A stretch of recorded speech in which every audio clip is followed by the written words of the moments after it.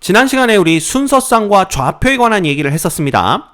자, 이번 시간에는 그 내용을 토대로 그래프가 뭔지에 대해서 알아볼 거예요. 자, 먼저 제가 간단한 예를 하나 들어보도록 할게요.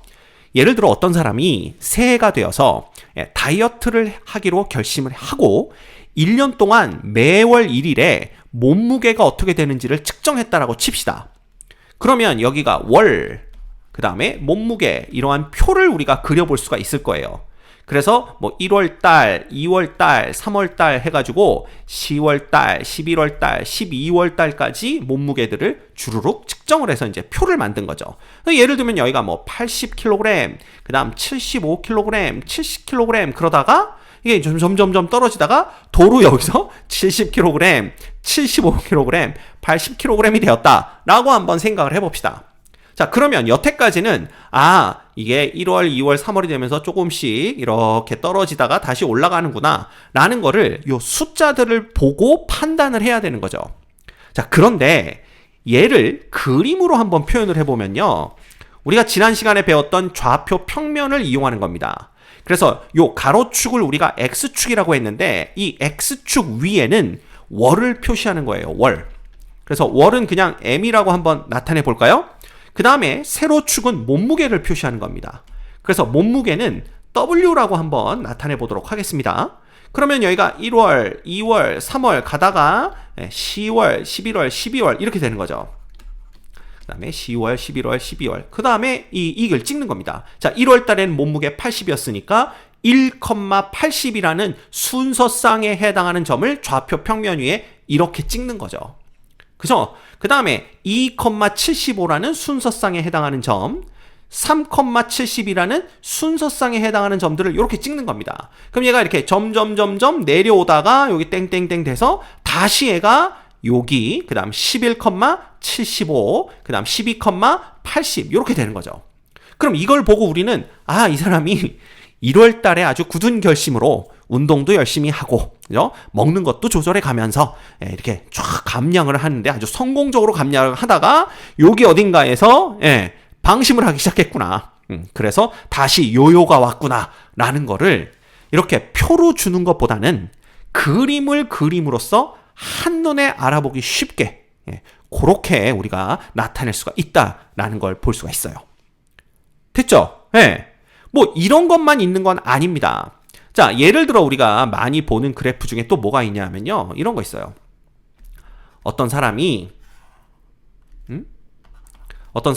서울에서 출발해서 부산까지 가는 겁니다. 그래서 우리는 요 축을 시간축이라고 해볼까요? 그죠? 그래서 요 시간축을 T라고 나타내고요. 그 다음에 여기를 거리, 움직인 거리라고 한번 생각을 해보자.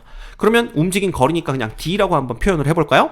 그러면 이 둘 사이의 관계를 그림으로 표현했더니 이런 식으로 이렇게 그려지더라라는 겁니다. 이렇게. 그죠? 그래서 여기까지 서울에서 부산까지 가는데 걸린 게 4시간이다. 그 다음에 서울에서 부산까지는 400km다 라고 한번 생각을 해봅시다. 그죠? 그러면 이런 그림은 어떻게 했냐? 여기가 4시간 이렇게 되는 거고요. 그 다음에 여기가 뭐가 되는 거냐 하면 400km. 공간이 없으니까 이쪽에 쓸게요.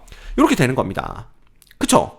그러면 이 그림을 통해서 이 사람이 어쨌든 서울에서 출발을 해서 400km가 떨어진 부산까지 가는데 4시간이 걸렸구나 라는 것도 파악할 수가 있고요. 이게 재밌는 게 뭐냐 하면 이 그래프로부터 여기를 딱 3등분을 하는 겁니다. 그죠? 그래서 여기를 3등분을 해서 보면, 자, 여기, 그 다음에 여기, 이렇게 3등분을 해서 보겠습니다. 그러면 우리가 뭘 볼 수가 있냐 하면요, 시간은 일정하게, 이렇게, 시간의 간격은 일정한 걸 볼 수가 있지만, 그때의 이 움직인 거리를 보시면, 여기는 요만큼 움직였는데, 그 다음은 이만큼을 움직였죠. 그죠? 그 다음은 다시 어떻게 움직인 거예요? 요만큼을 움직인 겁니다. 요만큼을. 그죠? 그럼 우리가 볼 수 있는 건, 자, 우리 여러 번 언급을 했습니다. 거머리는 속이 시뻘게, 이거 했었죠. 그럼 여기서 볼 수 있는 건, 자, 시간의 간격은 세 구간이 일정해요. 근데 거리는 여기가 좁았다가, 그죠? 거리가 가까웠다가 멀었다가 다시 가까워지는 이런 거죠. 이게 무슨 얘기냐? 일정한 시간 동안 움직인 거리가 여기는 조금 움직이고 여기는 많이 움직이고 여기는 조금 움직였다. 그 얘기는 속력이 여기선 느리다가 여기선 빠르다가 다시 속력이 느려졌구나. 결국 이 사람은 서울을 출발해서는 점점 천천히 출발해서 점점 가속을 한 거죠. 그래서 속력을 쭉 높여서 이 구간에선 속력이 아주 빨랐다가 이 구간에선 다시 감속을 해서 부산에 도착할 때 딱 안전하게 멈췄구나 라는 걸 알 수가 있는 겁니다. 그래서 사실 이게 이제 시간과 거리에 표를 그려서 주면 30분 후에 몇 킬로미터, 1시간 후에 몇 킬로미터 이렇게 표를 주겠죠? 근데 그 표에 있는 숫자들을 보고 이러한 걸 파악해내기가 쉽지는 않아요. 그쵸? 근데 이 그래프를 보면 이런 것들을 한눈에 파악하기가 쉬워진다라는 겁니다. 이해가 되시죠? 예. 자, 그래서 그래프가 뭐냐면요. 자, 요 위에에서는 M과 W가 있는데 이 M도 쉽게 말하면 시간의 변화입니다. 그래서 이 M도 변화하는 양이고요. 몸무게도 변화하는 양이죠. 그죠? 이 그래프에선 시간 변화하는 양입니다. 그 다음 거리도 변화하는 양이죠. 그래서 이렇게 T와 D 혹은 이 그래프에서 요 그래프에서 M과 W 이것처럼 여러 가지로 변하는 값을 나타내는 문자들이 있어요. 그죠? 여기다 적어보죠.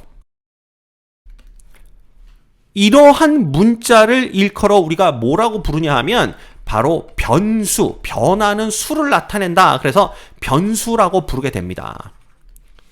됐죠? 그러면 이 그래프에서는 우리가 뭘 파악할 수가 있냐 하면 두 개의 변수가 있는 거예요, 지금.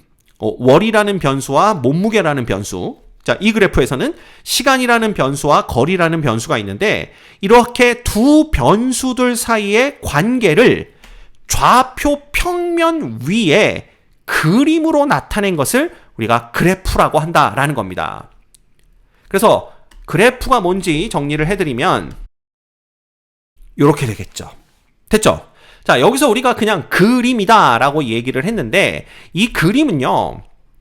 자, 이 그래프에서처럼 점이 될 수도 있고요. 이 그래프에서처럼 곡선이 될 수도 있습니다. 그래서 그림은 점 혹은 또는 그림이다. 점 또는 곡선이다. 이렇게 보시면 되는 거예요. 자, 이 곡선 안에는 직선도 포함이 됩니다. 그래서 점이거나 직선이거나 곡선이거나, 그죠? 이런 것들로 나타낸 것. 이런 거를 우리가 그래프라고 부른다. 이렇게 보시면 돼요. 그래서 그래프는요, 이렇게 지금은 둘 다 시간축이 가로축이 되었지만 꼭 그런 것만은 아닙니다. 그래서 여러분들한테 간단한 예를 보여드리면 이런 것도 있어요. 이건 이제 월별 강수량이니까 이런 식으로 그래프를 그려서 이걸 보는 순간 우리나라 같은 경우에는 7월, 8월에 다른 달에 비해서 엄청나게 비가 많이 내리는구나. 이런 걸 볼 수가 있는 거죠. 그쵸? 근데 이것도 시간축이네요. 자, 요걸 볼까요? 요건 뭐냐 하면 연령대별 암 발생률입니다. 그래서 이게 이제 나이죠, 이거는. 나이가 되는 거고요. 여기는 이제 몇 명이 암의 진단을 받았는가 이런 거예요. 그래서 이것도 보시면 이게 나이가 들면 들수록 암 발생률이 높아지는구나 라는 걸 볼 수가 있고요. 그 다음에 하나의 좌표 평면 위에 지금은 두 개의 곡선을 그렸다라고 보셔도 됩니다. 그래서 보시면 여자보다는 남자 쪽에서 암 발생률이 높구나라는 것도 우리가 파악할 수가 있게 되는 거죠. 됐죠? 그래서 이렇게 그래프를 그려서 두 변수 사이의 관계를 나타내면 뭔가 그 둘 사이의 관계를 파악하기가 쉬워진다라는 걸 알 수가 있습니다. 됐죠? 자, 그러면 여러분들 이제 그 교과서에 등장하는 간단한 예제를 한번 풀어볼게요.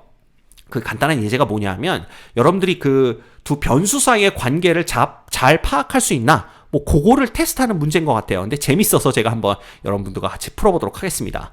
예를 들면 자, 이렇게 원기둥 모양으로 생긴 컵이 있어요. 그죠? 그리고 이쪽은 원뿔대 모양으로 생긴 컵이 있습니다. 실제로 이런 컵이 존재하는지는 잘 모르겠어요. 그래서 이게 아래쪽으로 갈수록 넓어지죠. 그러니까 넓이가 커집니다. 그죠? 그 다음에 요런 컵은 우리가 본 적이 있습니다. 이 원뿔대 모양을 거꾸로 이렇게 뒤집어 놓은 것 같은 요런 컵이 있어요. 그래서 요 세 가지 컵에 이제 물을 따라서 부을 겁니다. 여기에 물을 따라 붓는데 이 나오는 물의 양은 이 세 가지 경우에 있어서 똑같다라고 생각을 해볼게요. 그때 요 이제 물이 차오르겠죠. 이렇게. 그래서 요 컵에 차오른 물의 높이, 그 관계를 볼 겁니다. 그래서 예를 들면 첫 번째 컵 같은 경우에는 자, 이렇게 그래프를 그리는데 여긴 뭐가 돼요? 여기는 시간이 될 거고 여기는 높이가 될 겁니다. 물의 높이겠죠. 그러면 얘 같은 경우에는 밑면의 넓이가 그대로 유지되면서 쭉 차오를 거 아니에요.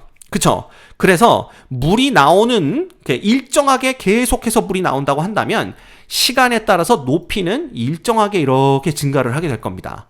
그래서 이 경우에는 그래프가 이렇게 그려지겠죠. 그죠? 자, 그러면 두 번째 컵은 어떻게 그려질까요? 두 번째 컵은 역시 요거는 생략해서 안 쓸게요. 여기도 시간축, 높이축입니다. 그럼 얘는 처음에는 이게 넓이가 넓어요. 그러면 이 채우는데 더 오래 걸리겠죠. 그쵸? 그래서 여기는 천천히 높이가 높아지다가 점점점 여기가 이제 좁아지기 때문에, 그죠? 나중에는 빠른 속도로 물이 차오르는 것을 알 수가 있을 겁니다. 그럼 처음에는 천천히 차오르다가 나중에는 빠른 속도로 차오르니까 이렇게 그래프가 그려지겠죠. 됐죠? 그럼 이 컵은 어떻게 되겠어요? 이 컵은 그 반대가 됩니다. 그죠? 그래서 처음에는 여기 좁으니까 빨리 물이 차오르다가 가면 갈수록 느리게 물이 차오르겠죠. 그죠? 그래서 이런 경우는 그래프가 처음에는 빠르게 차오르다가 점점 느려지는 이런 형태의 그래프가 될 겁니다. 그죠? 그래서 예를 들면 대충 우리가 요 그래프만 보더라도 컵의 모양이 어떻게 생겼는지를 딱 파악할 수 있게 된다라는 거. 이게 그래프들의 이게 장점입니다. 그래서 두 변수 사이의 관계를 봄으로 인해서 어떤 현상을 이렇게 확 한 번에 파악해낼 수 있다는 거. 그죠? 그게 그래프의 장점이기 때문에 아주 많이 널리 쓰이죠. 이건 뭐 수학에서뿐만 아니라 뭐 통계 자료, 사회 현상 이런 거 설명할 때도 그래프가 엄청나게 많이 쓰입니다. 그죠? 대통령 선거하면 대통령의 지지율 변화. 이걸 표로 주는 것보다는 그래프를 딱 주면 누가 더 높고 누가 더 지지율이 낮구나 이런 것들을 한눈에 파악할 수가 있는 거죠. 그죠? 그다음 요즘 또 뭐예요? 그 코비드의 확진자 수 변화. 그죠? 이런 것들도 표로 주지 않고 대부분 그래프로 줍니다. 이유가 뭐겠어요? 표로 주는 것보다는 그래프로 줬을 때 사람들이 한눈에 내용을 파악할 수 있기 때문에 그렇습니다. 됐죠? 자, 이번 시간에 우리 그래프가 뭔지 배워봤습니다. 이건 여러분들이 늘 보던 거예요. 이건 새로운 개념이 아니죠. 늘 봐왔지만 그게 그래프였던지는 잘 몰랐던 뭐 그 정도로 이해하시면 될 것 같아요. 그래서 그래프는 두 변수 사이의 관계를 좌표 평면 위에 그림으로 나타내서 그 변수 사이의 관계를 한눈에 파악하는 것이 가능하게 해준다. 이 정도로 알고 계시면 될 것 같습니다.